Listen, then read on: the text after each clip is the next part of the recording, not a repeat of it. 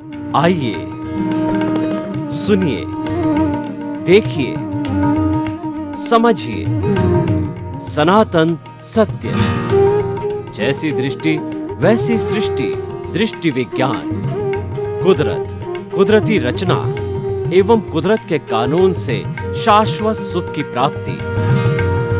जोधपुर के परम पूज्य महात्मा उपासक प्रोफेसर डॉक्टर सोहन राज तातेड़ के निर्देशन में सनातन सत्य।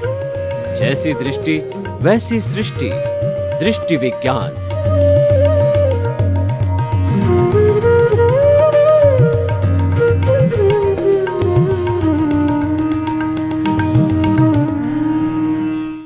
भाइयों और बहनों, मातृशक्ति को नमन।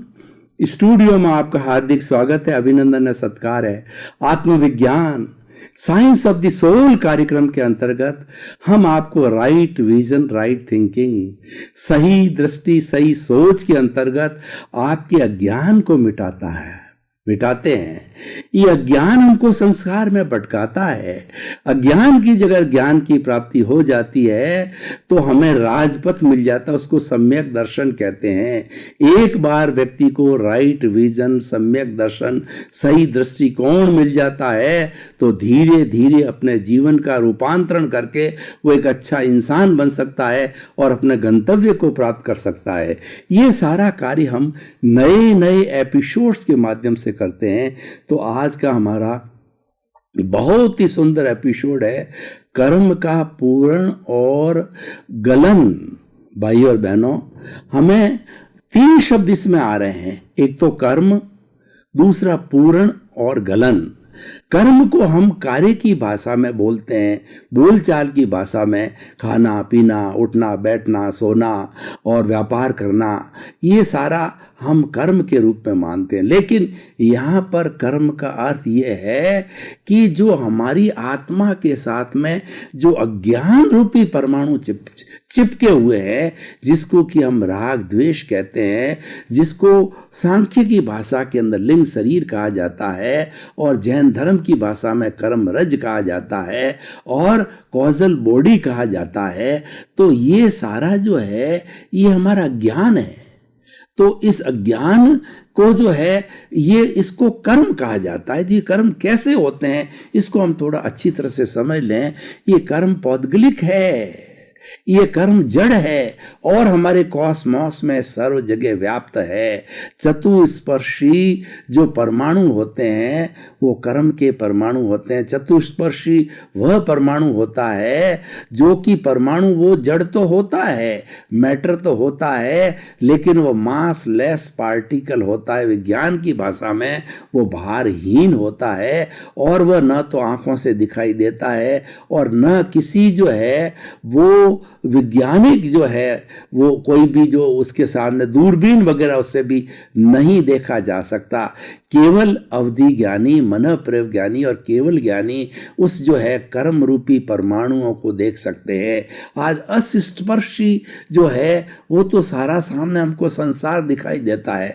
मकान है, कुर्सी है, टेबल है, रेलगाड़ी है, एरोप्लेन है, ये सब अस्पर्शी पुद्गलों से, अणुओं से बने हुए हैं। और अस्पर्शी का तो हमारे जो है आराम, जो हमारा तेजस शरीर है वह अस्पर्शी परमाणुओं का है। जहाँ रूपांतरण होता है, जहाँ लेशिया है, जहाँ लेशिया जो है वो भाव में बनती है और भाव है आगे जाके विचार में बनते हैं। विचार जो है आचार से बनता है और आचार से जो है व्यक्तित्व बनता है और व्यक्तित्व से इंसान की पहचान होती है। तो वो जो सारा हमारा चतुस्पर्शी जो अष्टस्पर्शी होता है, तेजस शरीर होता है, उसके कर्लियन फोटोग्राफी वगैरह आजकल बहुत डेवलप होगी। हमारा ओरा है, हर व्यक्ति के सामने जो है के साथ में एक ओरा बनता है। आपने महापुरुषों को देखा होगा कि उनके पीछे जो येलो कलर का जो है एक सर्किल होता है, वो ओरा है। ओरा मतलब हमारे भीतर जैसे विचार होते हैं उसके अष्टस्पर्शी ओरा मंडल, उसका आभा मंडल जो है वैसे परमाणु इकट्ठे हो जाते हैं, कलर्ड परमाणु होते हैं जो लेशियाओं से बनते हैं, और उसको फोटोग्राफी के द्वारा जो है फोटो लिए जा सकते हैं और लिए जा रहे हैं। आजकल जो कर्लियन फोटोग्राफी से अगर हमारे सामने वो रखी जाती है तो हमारे किस तरीके से भाव है, हमारे कैसे विचार चल रहे हैं, विचार पौद्गलिक है और विचार जो है अष्टस्पर्शी होने के कारण उसको पकड़ लिया जाता है, लेकिन जो हमारे कर्म है वो चतुस्पर्शी है, वो नहीं पकड़े जा सकते विज्ञान के किसी भी इंस्ट्रूमेंट से, दूरबीन से। तो वो हमारे कर्म है और एक एक कर्म जो है वो अपनी जगह घेरता है। बहुत सूक्ष्म बात है, लेकिन इसका प्रकृति, स्थिति, प्रदेश और अनुभाग, जब कभी भी हम कर्म का बंधन करते हैं तो तुरंत ही उसके 4 भागों में जो कर्म विभाजित हो जाता। प्रकृति का मतलब है कि वो 8 तरह के जो द्रव्य कर्म हैं, ज्ञानावर्णीय, दर्शनावर्णीय, वेदनीय, मोहनीय, ऐश्य, नाम और गोत्र, अंतराय, उस श्रेणी में चलाता है। स्थिति मतलब जब हम कर्म का बंधन करते हैं तो वो कितने समय तक हमारे आत्मा के साथ में रहेगा, ये स्थिति है। और प्रदेश का मतलब होता है कितने उसके छोटे छोटे परमाणु हैं, कितनी जगह घेर रहा है। प्रकृति, स्थिति, प्रदेश और अनुभाग, वो भाव कर्म जब हमने जो है पूर्व जन्म में भाव कर्म रूप में इकट्ठा किया था और इस जन्म के अंदर द्रव्य कर्म के रूप में आता, तो जैसा भाव हमने इंटेंसिटी करी थी वैसा का वैसा वो रस हमको देता है और उस कर्म को हम प्रारब्ध और उदय के द्वारा भुगतते हैं। और ये कर्म जो खींचे कैसे जाते हैं, चतुस्पर्शी हमारे 3 योग हैं, मन, वचन और काया। इन मन, वचन और काया से हम कोई भी प्रवृत्ति करते हैं। मन के द्वारा हम चिंतन करते हैं भूत, भविष्य, वर्तमान काल का, और वचन के द्वारा हम बोल रहे हैं जो है वो शुभ बोलते हैं, अशुभ बोलते हैं, और काया से शुभ और अशुभ प्रवृत्ति करते हैं। मन, वचन, काया की जैसी शुभ और अशुभ प्रवृत्ति हम करते हैं, उस प्रवृत्ति के अनुरूप जो है वो चतुस्पर्शी पुद्गल खींच लिए जाते हैं। और भीतर हमारा जो काम करने वाला जो वर्किंग फोर्स है, जो एग्जीक्यूटिव मैनेजर है, वह मेन है हमारा कार्बन शरीर, कॉजल बॉडी। तो उस कॉजल बॉडी में जाकर के स्टोर हाउस है, वो वेयर हाउस है, उसमें जाकर के जमा होता है तो हो जाते हैं। और जैसा प्रकृति, स्थिति, प्रदेश, अनुभव होता है वो खुलते जाते हैं, उनका उदय हो जाता है। बंधन और उदय, बंधन और उदय, बंधन और उदय, ये कर्म जन्म जन्मांतर से चलता रहता है। तो हमारा कॉजल बॉडी कभी तो है वो भारी हो जाता है, कभी थोड़ा हल्का हो जाता है। और उस कॉजल बॉडी से इस कर्म का अलग होना, dissociation of the karma from the causal body और from the soul is called the nirjara. तो भगवान ने निर्जरा को जो है वो धर्म कहा है। निर्जरा का मतलब कि आत्मा से कर्म का अलग होना, कॉजल बॉडी से कर्म का अलग होना, और उसको अलग होने के लिए जो प्रकार काम में आता है वह संवर कहलाता है। संवर का मतलब है कि हमारे जो भीतर आने वाले कर्म हैं, उन कर्मों को जो है हम बंद कर देते हैं, उन कर्मों के द्वार को जो है हम पैक कर देते हैं, वो प्रत्याख्यान कहलाता है। और सबसे बड़ा प्रत्याख्यान क्या है कि हे मेरे भीतर विराजमान शुद्ध आत्मा भगवान, मुझे ऐसी शक्ति दो, जागृति दो कि 84 लाख जीवा योनि के किसी भी प्राणी को मेरे द्वारा मन से, वचन से, काया से, करने से, करवाने से, अनुमोदन से किंचित मात्र भी दुख ना हो, दुख ना हो, दुख ना हो। ये सबसे बड़ा प्रत्याख्यान है, ये सबसे बड़ा संवर है। तो भगवान ने 2 तरह के धर्म बताए, संवर और निर्जरा। संवर तो हमारा जो कर्मों का आने का द्वार है, आश्रव, कर्मों के आने के द्वार को आश्रव कहते हैं, जिससे पुण्य पाप रूपी कर्म आते हैं, उनको हम जो है उसको बंद कर देते हैं। उसको बंद करते ही आश्रव है, जहाँ जहाँ बंद करते ही संवर है, जहाँ जहाँ पर संवर है वहाँ पर निर्जरा निश्चित है। यानी जब हमने संवर रूपी जो है इस झाड़ू को या इसकी वॉशिंग मशीन को जो है स्टार्ट कर दिया, तो स्टार्ट करते ही जो है हमारे शुभ अशुभ कर्म, पुण्य और पाप है, ये आत्मा से झड़ते रहते हैं, वो झरण होता रहता है। कैसा झरण होता है कि आपने कभी मधुमक्खियों के जो है छत्ते को देखा हो, जब छत्ता पक जाता है तो बूंद बूंद करके और वो शहद गिरती रहती है। उस तरीके से, ठीक उसी तरीके से जैसे कि मधुमक्खियों का छत्ता होता है, तो हमारे भीतर भी पूरी आत्मा के साथ में एक एक आत्मा के परमाणु पर असंख्य असंख्य कर्म लगे हुए होते हैं और वो झड़ते हैं। जैसे कि बूंद गिरती है जो है वो मधु की, वैसे वो झड़ते जाते हैं। इस झड़ने को हम निर्जरा कहते हैं। बिल्कुल ठीक, ये सटीक उदाहरण है। तो भाई और बहनों, ये हमने कर्म की बात कही। अब दूसरा पर्व होता है पूर्ण। पूर्ण का मतलब चार्ज। कर्म का बंधन कैसे होता है, और गलन का मतलब डिस्चार्ज। ये दोनों बातें समझनी है। तो एक जन्म के अंदर तो ये पूर्ण होता है, यानी वो चार्ज होता है, तो वो चार्जिंग वाली है, वो चार्जिंग प्रतिष्ठित आत्मा कहलाती है। और उसके जिसको कि हम क्रोध मान माया लोग कहते हैं, कॉजल बॉडी कहते हैं। और जब वो झरण होता है तो इसको डिस्चार्ज प्रतिष्ठित आत्मा कहा जाता है। यानी पूर्ण चार्ज है और गलन है वो डिस्चार्ज। अब हम देखें कि पूर्ण कैसे होता है। देखिए कि ये हम जो पूर्व जन्म के अंदर कर्म अर्जित करके जाते हैं, भाव कर्म कॉज डाल के आते हैं, उसके अनुरूप जो कर्म बीज पड़ते हैं और कर्म फल हमको मिलता है, तो कर्म फल वो द्रव्य कर्म के रूप में हमको मिलता है।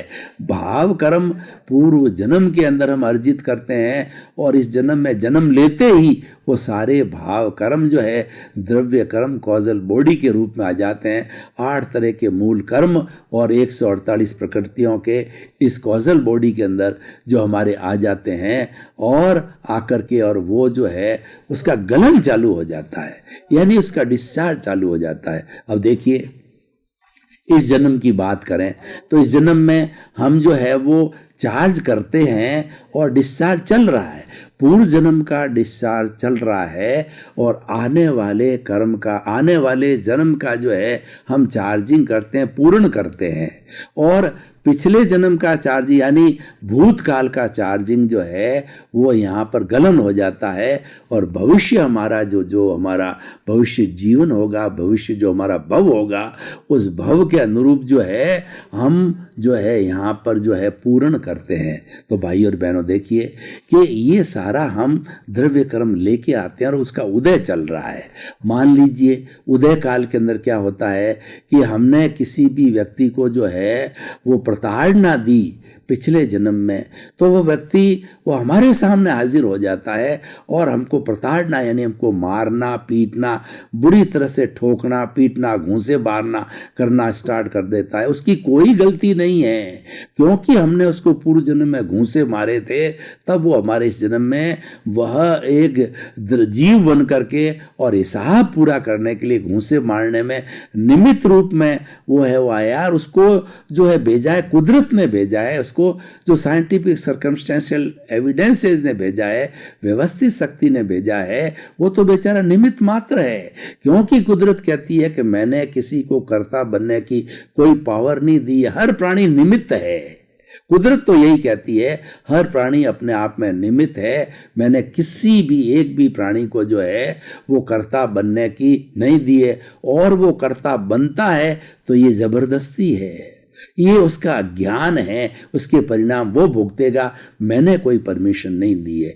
तो अब जैसे वो आगे हमको मार रहा है, अगर हमारे पास में ज्ञान है तो हम तो यही समझेंगे कि कुदरत ने भेजा है, मैंने बुलाया है और ये मेरा हितकारी है, ये मेरा जो है वो मेरा जो है वो कर्मों का बंधन हटा रहा है, ये मेरा हिसाब पूरा कर रहा है, तो इसको मैं नमन करता हूँ। बेचारा निमित्त बन के आया, उसका कोई दोष नहीं है। तो ऐसा हम भाव करते हैं। इसका मतलब ये है कि हमारे जो राग द्वेष रूपी जो है गलन हो रहा है, जो हमारा कर्मों का डिस्चार्ज हो रहा है, उसके साथ हम नहीं जुड़े। ये एक पक्ष हो गया। अब देखिए वो हमको पता नहीं कि पूर्व जन्म में हमने क्या किए और हमारे पास में ज्ञान नहीं है। हम अगर अज्ञानी हैं, हम जीवात्मा हैं, हम जो अंतर्यात्मा नहीं बने। अंतर्यात्मा कब बनता है व्यक्ति? जब ज्ञान प्राप्त कर लेता है। और जीवात्मा कौन होता है? अज्ञानी होता है, जिसको ज्ञान नहीं होता है।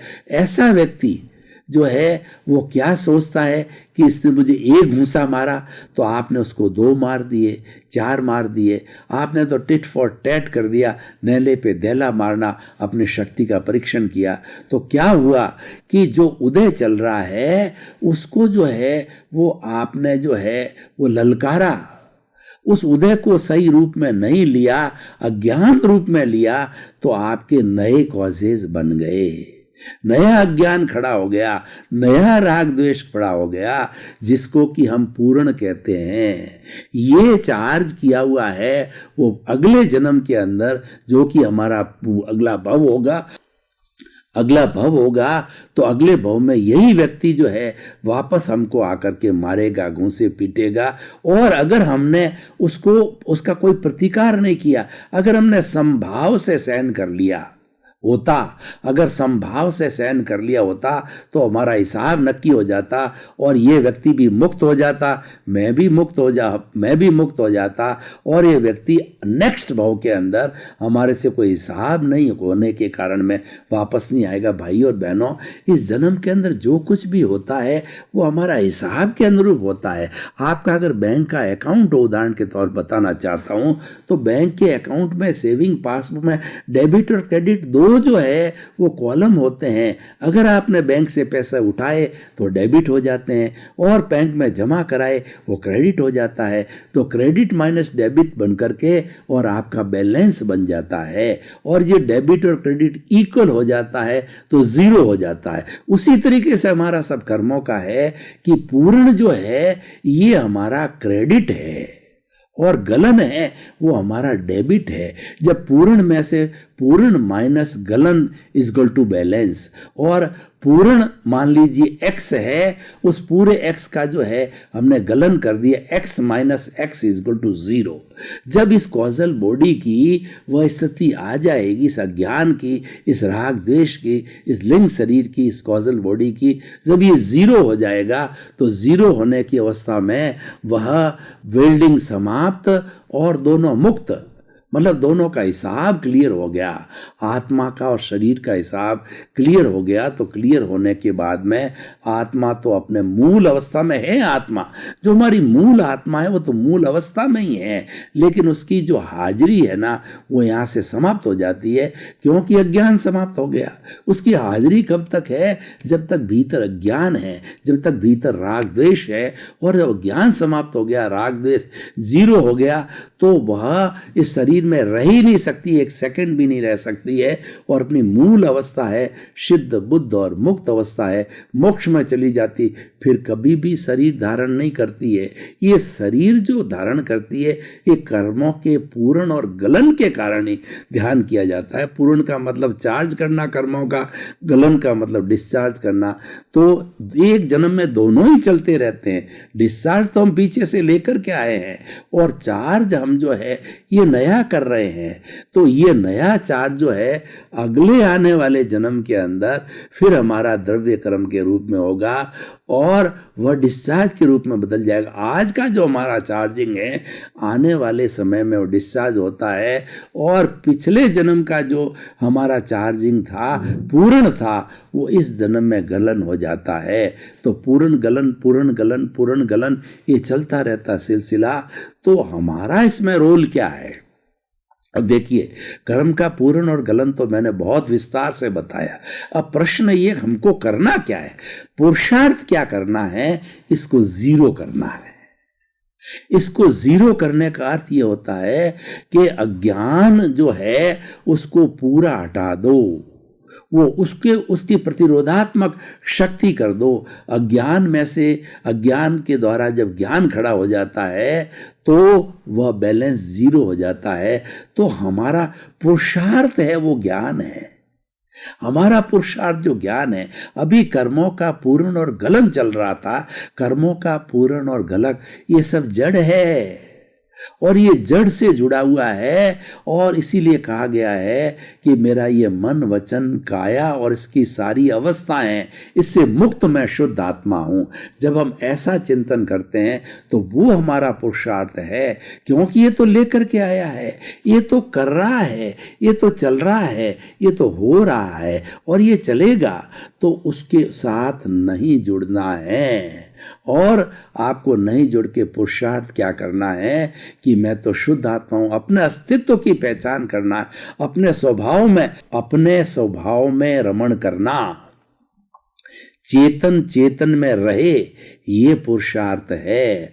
और ये जड़ अपना काम कर रहा है, जड़ के साथ में जो है प्रतिक्रिया नहीं करनी, जड़ के साथ के अंदर जो अभिप्राय नहीं देना, और जड़ के अंदर कोई सामने निमित्त है उसको दोषी नहीं मानना और भाव नहीं बिगाड़ने। हमेशा चिंतन करो कि किसी के प्रति मेरे भाव बिगड़ते हैं या किसी के प्रति मुझे दोष दिखाई देते हैं, वह दोष सामने वाले का नहीं है, वह दोष मेरा है। जब आप ये चिंतन करते रहोगे तो आप, इसका मतलब जड़ और चेतन अलग अलग रहेंगे। जड़ और चेतन को अलग अलग अपने अपने अस्तित्व में रहना। आप तो पुरुष हो, आप तो पुरुषार्थ करो। पुरुषार्थ क्या है कि अपने स्वभाव में रहो। स्वभाव क्या है कि मैं तो शुद्ध आत्मा हूं, मैं तो अनंत ज्ञान वाला हूँ, मैं तो अनंत दर्शन वाला हूँ, मैं तो अनंत शक्ति वाला हूँ, और मैं तो अनंत सुख का धाम हूँ। ये मेरा भीतर विराजमान जो प्रभु है, वह जो है वो चेतन तत्व है, और वह जो है वो टंकोत्कीर्ण है, वो अव्ययबाद है, वो मन वचन काया से मुक्त ऐसा शुद्ध आत्मा है। और मन वचन काया तथा उसकी किसी भी अवस्था से मुक्त मैं शुद्ध आत्मा हूँ, और अवस्था मात्र कुदरती रचना है, और इसका कोई बाप भी रचने वाला नहीं है। रचने वाली व्यवस्थित शक्ति है, कुदरत है, वह साइंटिफिक सर्कमस्टेंशियल एविडेंसेज हैं जो कि कुदरत की रचना और कुदरत के अधीन चलती है, और ये सारा काम जड़ उसके ताबे आ जाता है, जड़ उसके कंट्रोल में रहता है, वो जड़ पराधीन है। तो ये परिणाम है। इस परिणाम को हम सुधारने के लिए पुरुषार्थ कहते हैं। ये भ्रांति है, ये मिथ्यात्व है, और ये हमारा मिथ्या दृष्टिकोण है। ये जो है हमारा हम जो आत्मा की घात करने वाले 4 बड़े कर्मों की बात कहते हैं, तो पहला जो कर्म है ज्ञानावरणीय, इसका मतलब ये अज्ञान है। ये जो है वो मिथ्या ज्ञान है। और दूसरा है वो दर्शनावरणीय कर्म, ये मिथ्या दर्शन है। और तीसरा जो है मोहनीय कर्म, ये मोहनीय कर्म जो है ये अज्ञान है। ये तीनों अज्ञान जब हट जाते हैं, यानी इसकी अंतराय टूट जाती है, चौथा अंतराय कर्म है। तो ये तीनों जब टूटते हैं तब अंतराय कर्म 0 हो जाता है। और ये तीनों कर्म रहते हैं, अज्ञान रूपी तीनों कर्म रहते हैं जो कि आत्मा की घात करते हैं, तब अंतराय खड़ी रहती है। और चौथा जो है ये हटते ही अंतराय ऑटोमेटिकली टूट जाती है। इसलिए अंतराय को साथ में लिया है, उसकी प्रेजेंस है, क्योंकि अंतराय टूटे बिना कुछ भी नहीं हो सकता। तो भाई और बहनों, हम बात कर रहे थे, पुरुषार्थ की बात कर रहे थे। तो आप तो हमेशा ये देखिए, 2 चीजें हैं, एक तरफ तो आपका पुरुषार्थ है और एक आपका परिणाम है। परिणाम पीछे जन्म के अंदर, गत जन्म में आपने जो क्वेश्चन पेपर जो है वो हल किया था, और क्वेश्चन पेपर हल करके एग्जामिनर को दे दिया। क्वेश्चन पेपर को हल करने के 3 घंटे का क्वेश्चन पेपर परीक्षा में देते हम, 3 घंटे बिल्कुल जो है हमको अलॉटेड है। उस 3 घंटे में हमारा 2.5 घंटे में पेपर पूरा हो गया, फिर आधा घंटा वापस पलटा ध्यान से, तो हमने कोई भी उसमें करेक्शन दे दिया, कोई गलत था उसको सही किया, तो करेक्शन, ये करेक्टेड हमारा पेपर है। 3 घंटे होते ही घंटी बजी और हमने एग्जामिनर को दे दिया, अब हम स्वतंत्र हो गए। तो ये पिछले जन्म में हम पेपर दे करके आए हैं, और इस जन्म में हमको रिजल्ट मिल रहा है। एग्जामिनर ने मार्किंग करी कि 100 में से आपको 70 नंबर मिले, 80 मिले, 90 मिले। तो जो आदमी मतलब फेल हो गया वो पाप के रूप में हो गया, पास हो गया, वो पुण्य के रूप के अंदर जो है इस जन्म का सारा परिणाम है। अब हम उसको पुरुषार्थ मानते हैं। अरे पुरुषार्थ तो तुम पीछे कर चुके, ये तो तुम्हारा परिणाम है। इस परिणाम को पुरुषार्थ पूरा जीवन, मन वचन काया और उसकी हर अवस्था मात्र परिणाम है।